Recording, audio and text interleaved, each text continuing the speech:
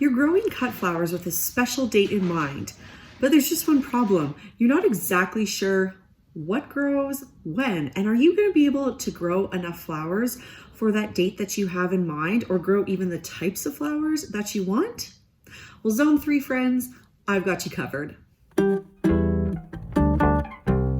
Hi, I'm Kristen with Shifting Roots, and I help cold climate, short season gardeners grow flowers and vegetables with ease. If you live in a similar area like I do in my Zone 3 garden, make sure you hit the subscribe button and the notification bell so you don't miss a single thing. I'm also on Instagram and Facebook, and you can follow me there to see exactly what I'm doing in my garden in real time. So recently, I've gotten a lot of DMs from my followers asking me if I know exactly when to plant what so that they can grow the cut flowers that they want for their wedding. And they range from various dates. Some are in early June, some are as late as September, and everything in between. And they just want to make sure they have the most gorgeous flowers possible for their wedding, but they're just not sure of the timing and if they can do it correctly.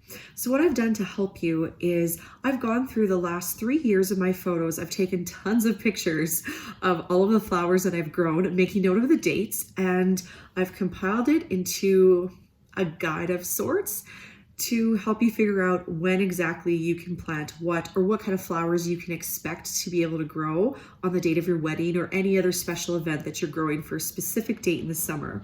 But before I go into that, let's talk a little bit about the challenges of taking on trying to grow your own cut flowers with a specific date in mind. So the biggest challenge, and the first challenge, is the weather. We can't predict exactly what the weather is going to do from year to year, and whether it's a hot growing season or a cold growing season really affects the date of those flowers. As I was going back into my pictures, I realized, especially with my peonies, that the date had almost a month variance on it. There was one year that was at the beginning of June.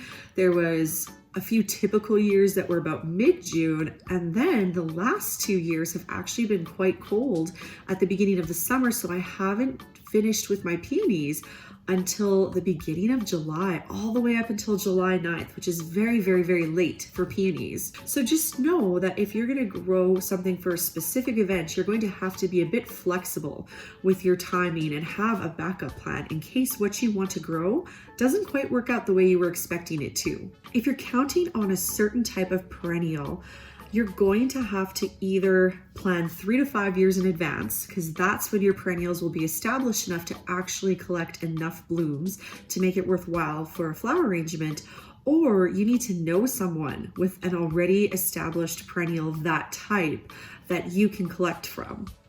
When it comes to peonies, I was particularly blessed. The place that we live, there's at least 8 peony bushes that all came with the house.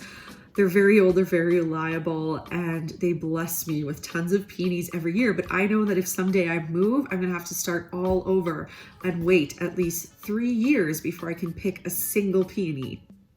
Now, if your special event or your wedding is maybe say in May or early June, then you're probably going to need to plant spring blooming perennials.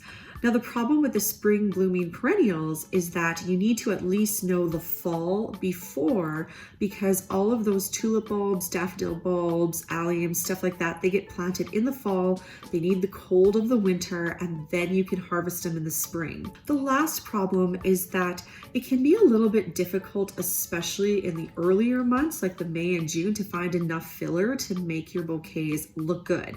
So what you might have to do is grow your main focal flowers and then fill that in with a little bit of bought stuff from the store, maybe some baby's breath or some of your greens you just might have to pick up from another florist or even at the grocery store. You can also extend those fillers and when they happen with succession sowing. So to give yourself a little bit of insurance, say with baby's breath, you'd like some baby's breath for your arrangements, you can do one early planting, then you can do another planting 3 weeks later, and maybe even another planting another 3 weeks later, just to have some insurance that something will be in bloom when you need it. Generally in Zone 3, our prime time for flowers is from late July to the very beginning of September.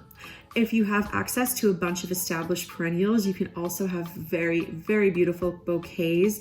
At about the end of June and all through July is when most of the perennials in Zone 3 really shine. There are also fall blooming perennials, but I find there's just not quite as many options here in Zone 3. And finally, for those of you watching me who don't live in Zone 3, here's how to make some adjustments. So if you're watching from Zone 2, everything that I say, I would plan for it to bloom for you up to 2 weeks later, and possibly at the same time, but again, just add in that 2 weeks later as a little bit of a buffer.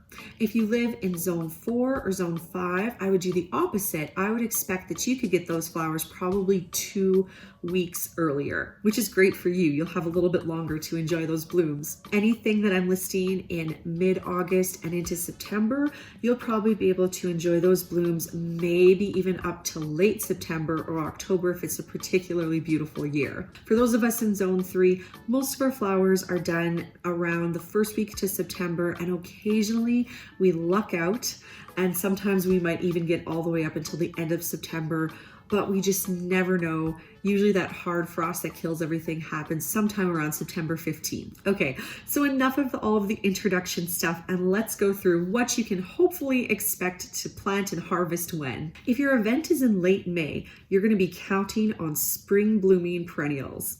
So that means you have tulips, daffodils, and maybe some flowering fruit trees, possibly apple blossoms or cherry blossoms. But again, depending on the year, those might not be available to you. If your event is in late May, just because there's so little available, I would definitely go with a backup plan. Early June usually sees the first of the lilacs. You have beautiful lilac options to you in light purple, dark purple, white, and even pink. If you start your cosmos early, like about 7 to 8 weeks before the final frost rate, you can probably also fill in those bouquets with just the first few cosmos. And finally, you can also start some ranunculus and amannes. I hope I'm saying that word right. I always get that flower wrong. But if you can, ranunculus are so beautiful. They look like roses and they're cold hardy until -5 degrees Celsius. In mid-June, there's lots of beautiful perennials to pick from. Peonies, my favorite, usually show up around mid-June. You might have certain varieties of irises. Bleeding heart would make a beautiful cascaded arrangement. Columbine, those ranunculus should still be going strong. Clumping bellflower are a beautiful addition. Veronicas will be starting to bloom. And by the end, the first of the annuals are really starting to come out. So the calendula should be there, the first of the poppies. You might even get a few roses, the tail end of the ranunculus, and some of the late spring blooming perennials, like maybe allium, certain varieties of tulips, and very late varieties of daffodils. In early July, you'll be getting possibly the very last of the peonies. The delphiniums will be coming into bloom. Snapdragons are starting, Maltese cross, Asiatic lilies are starting to bloom and will bloom all through July. Larger marigolds, most varieties of cosmos, unless you direct seeded them, then they'll be a little later. And the first of the celosia will also be popping up. In mid-July, things are really in full bloom in the annual cut flower garden. You'll have feverfew, snapdragon stalk, bachelor's buttons, Asiatic lilies, delphinium, cosmos, the first of the zinnias, straw flowers, and even poppies. By the end of July, you have all of those options still, and you can add in liatris, bee balm, the first of the dahlias, like Arabian Night. That's usually the first one to bloom in the garden. The first of the coneflowers, the beginnings of rudbeckia, and even maybe a few sunflowers, depending on your varieties and if you started them early or not. In early August, you'll also get stalk, bachelor's buttons. The goldenrod will start to come. The zinnias and sunflowers will be in full swing. The strawflower, rudbeckia are going strong. You might even have just the first beginnings of your asters, maybe not enough to cut. And finally, the last of the snapdragons will be blooming. By mid-August, the dahlias should be in full bloom. You'll have asters, sunflowers, cresspedia, bachelor's buttons, later varieties or later plantings of stalk, carnations, celosia, and the glads will first start to bloom. By September, things are winding down. You'll have dahlias as long as the weather holds. the last of the goldenrod, sunflowers, asters, and mums. I hope you found this list helpful in planning out the cut flowers for your special day. I went through everything really fast, so I'm also going to put down a link to a blog post that will have all of this information for you, as well as some of the pictures on my bouquet so you can get inspired with what's possible in Zone 3 at the different times. This year, I'm booked to do 2 weddings at least. I have a little bit of room for a few more bookings if I get them, but if you're interested in seeing how I grow my flowers and arrange my flowers and what I'll end up with for those weddings, and you'll definitely want to follow me on Instagram or Facebook, where I'll keep you up to date in my stories. And as always, hit subscribe and that notification bell so you do not miss a thing.